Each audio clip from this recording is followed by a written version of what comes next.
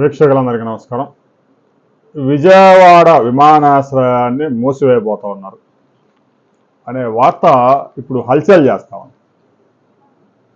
ముఖ్యంగా ఇక ఈ బ్లూ మీడియాలో అయితే అమరావతి రాజధానిలో ఎయిర్పోర్ట్ వస్తే ఇక గన్నవరం విమానాశ్రయం ఏముంది, ఏగలు తోలుకోవడమే కదా, మూసివేయడమేగా అనే ప్రచారం మొదలుపెట్టేసింది.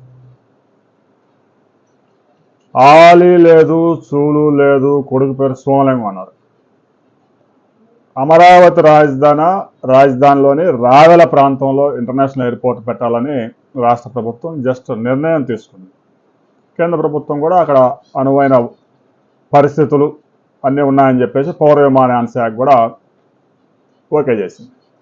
అంటే ఇప్పుడు కనుక నిర్ణయం తీసుకుంటే అక్కడ ఎయిర్పోర్ట్ విమానాలు ఎగరడానికి దాదాపుగా ఒక 15 సంవత్సరాలు అయితే గ్యారెంటీకి పడుతుంది. శంషాబాద్ ఎయిర్పోర్ట్ నిర్ణయం 2001లో అప్పటి ముఖ్యమంత్రి చంద్రబాబు నాయుడు తీసుకుంటే అక్కడ విమానాలు ఎగిరేసరికి ఎన్ని సంవత్సరాలు పట్టిందో అందరూ చూశారు. ఒకవేళ రావెల్లో ఇంటర్నేషనల్ ఎయిర్పోర్ట్ వస్తే అక్కడ భూసేకరణ, అక్కడ విమానాశ్రయ నిర్మాణం, దానికి అనుసంధానం అంతా పూర్తయ్యేసరికి 10-12 సంవత్సరాలు. ఈలోగా గన్నవరం విమానాశ్రయాన్ని బాగా అభివృద్ధి చేసి ఇంటర్నేషనల్ ఫ్లైట్స్ కూడా దిగే విధంగా డెవలప్ చేయబోతా ఉన్నారు. సరే, రావెల విమానాశ్రయం కనుక అందుబాటులోకి వస్తే గన్నవరం విమానాశ్రయంతో పని లేకుండా పోతుందా అంటే ఇంకా ఎక్కువ పని ఉంటుంది. ఎందుకంటే ఇటీవల కాలంలో సరుకులు ఎగుమతులు దిగుమతులు విమానాశ్రయాల ద్వారా పెద్ద ఎత్తున పెరిగాయి. ఇక డొమెస్టిక్ దేశీయ విమానాలు, ఇంటర్నేషనల్ విమానాలు వాటికి కూడా డిమాండ్ బాగా పెరిగింది.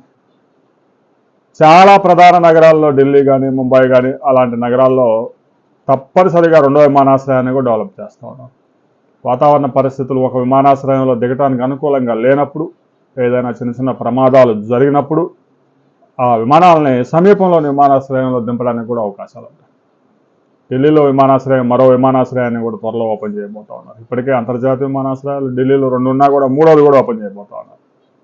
ముంబైలో ఆల్రెడీ 2వ విమానాశ్రయం కూడా నడుస్తూ ఉంది. హైదరాబాద్లో ప్రస్తుతానికి అలాంటి పరిస్థితులు లేవు, ఎందుకంటే శంషాబాద్లో కావాల్సినంత ఫెసిలిటీ ఉంది కాబట్టి.